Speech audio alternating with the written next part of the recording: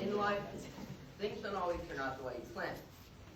You can't always control a situation, but what you can control is how you react to a situation. You get to decide how you look at things. It's all about perspective. Hello, my name is Fred Simpson, and today I will be talking to you about perspective. On September 16, in 2016, in Boulder, Colorado, a woman's house burned down.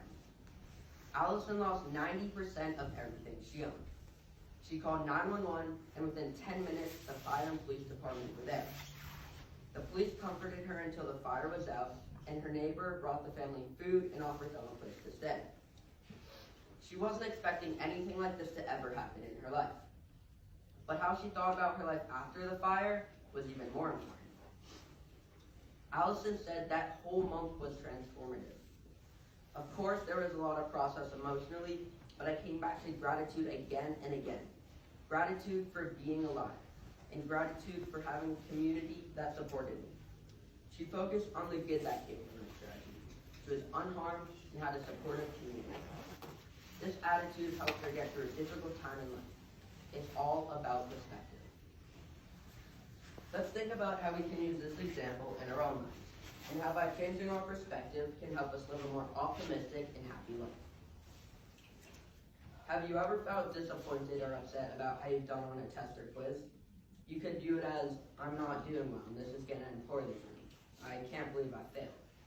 Or, if you change your perspective, you could view it as, this test pointed out to me what I know and what I'm confused about.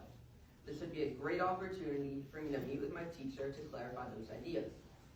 You could look at the test as a time to grow or as a time to fail.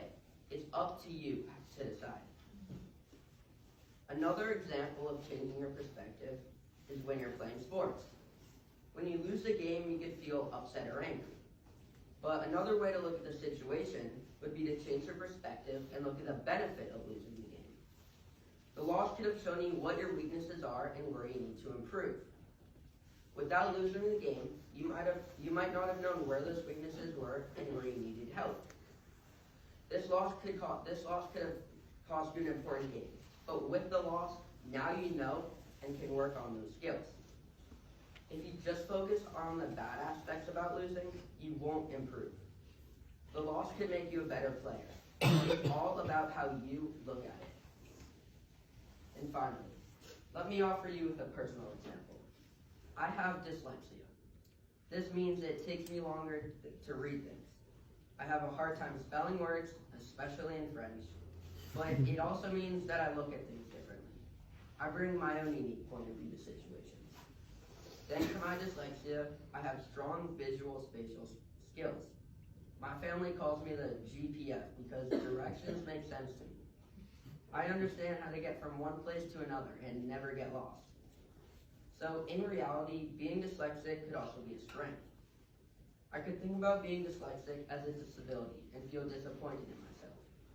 But instead, I choose to view the benefits it brings me and think of it as a part of what makes me, me.